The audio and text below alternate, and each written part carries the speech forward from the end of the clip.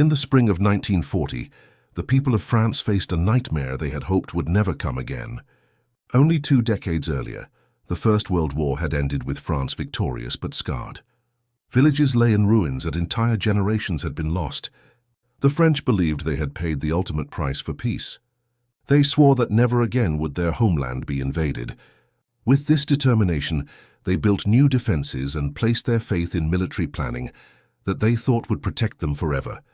Yet when the storm of war returned, it came faster and harder than anyone imagined, and France collapsed in just 6 weeks. The story begins with the rise of Adolf Hitler in Germany during the 1930s.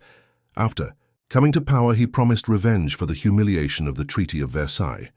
While Britain and France hoped appeasement might keep peace, Hitler rebuilt his army and annexed Austria and Czechoslovakia. In September 1939, Germany invaded Poland. Britain and France declared war, but for months little fighting happened. This strange pause became known as the Phony War.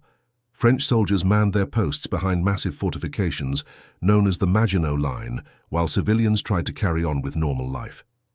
But the calm was deceptive. The Maginot Line was the pride of French defense. Built along the border with Germany, it stretched from Switzerland to Luxembourg. It was made of underground bunkers, thick concrete walls and massive gun turrets. Generals believed it was impenetrable. Yet it had one fatal flaw. It did not extend through the forests of the Ardennes in Belgium. French planners assumed no army could move through such rugged terrain. That assumption would prove disastrous. On May 10, 1940, Hitler launched his invasion of the West. German forces swept into Belgium and the Netherlands. The French and British rushed forward to meet them, believing this was the main attack. But the real blow came further south. A second German army group under General von Rundstedt pushed through the Ardennes. Tank divisions led by Heinz Guderian and Erwin Rommel moved at lightning speed. Within days they crossed the River Meuse and broke into open country. The vaunted Maginot Line was bypassed and rendered almost useless. The German strategy became known as the Manstein Plan. It was a daring gamble designed to outflank the Allied armies and trap them far from Paris. Once the panzers broke through, they raced west toward the English Channel. Entire divisions of French and British troops found themselves cut off. Panic spread as columns of refugees clogged the roads, mixing with retreating soldiers. The Luftwaffe bombed towns and strafed civilians, turning the countryside into scenes of chaos.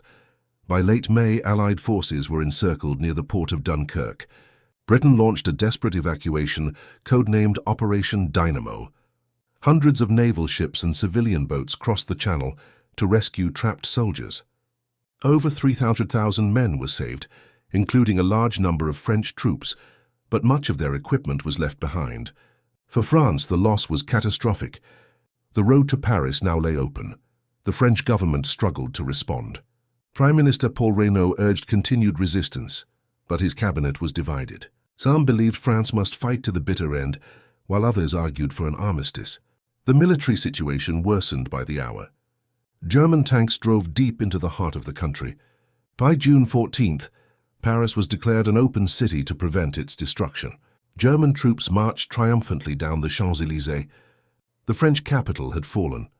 On June 22, 1940, France formally surrendered.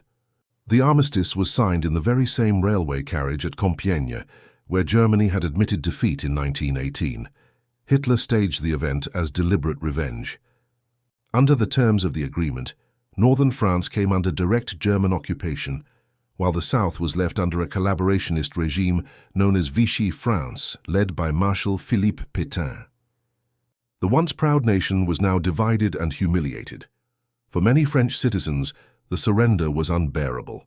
Thousands fled abroad while others chose to resist in whatever ways they could. One man who refused to accept defeat was General Charles de Gaulle. Just before the armistice, he escaped to London. From there, he broadcast a famous appeal on June 18th, calling on the French people to continue the fight alongside Britain.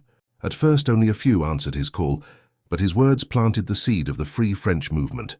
Life under occupation was harsh. German authorities imposed strict controls on daily life.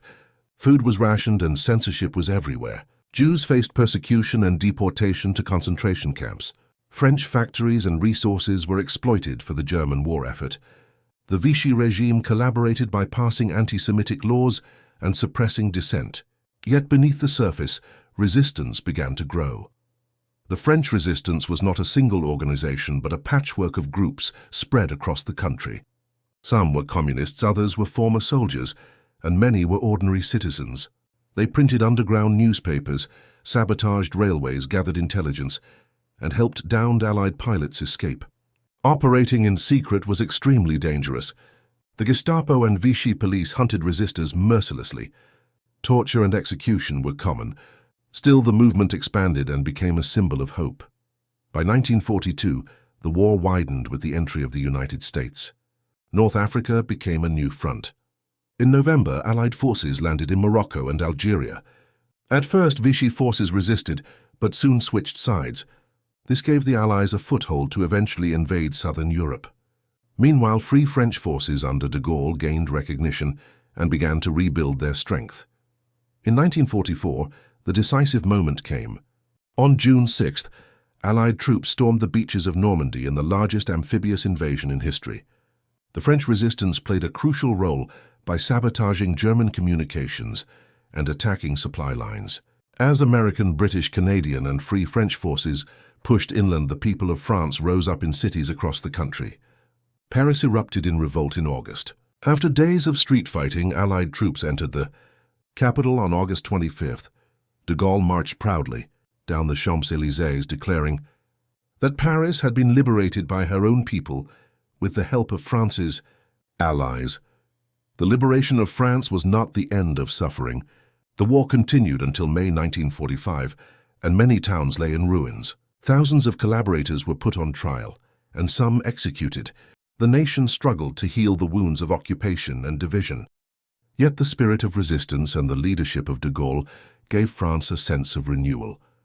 By 1946, a new republic was born, determined to rebuild and never again be brought so low. The fall of France in 1940 remains one of the most shocking defeats in modern history. How could a great power with a massive army collapse in 6 weeks? Historians debate the reasons. Some point to flawed strategy and blind faith in the Maginot Line. Others emphasize political division and the trauma of World War I, which left the French people reluctant to fight another long war. The speed and innovation of the German blitzkrieg also caught the Allies unprepared. Whatever the causes, the fall of France reshaped the course of the Second World War. For Britain, the collapse of its main ally left it standing alone against Nazi Germany for more than a year.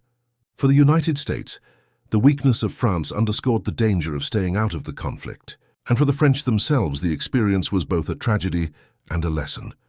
Out of defeat rose the memory of courage. The resistance showed that even in the darkest times, ordinary people could fight back. That legacy still inspires today. When we look back on France in World War II, we see a nation humbled yet unbroken. Its fields and cities became battlefields.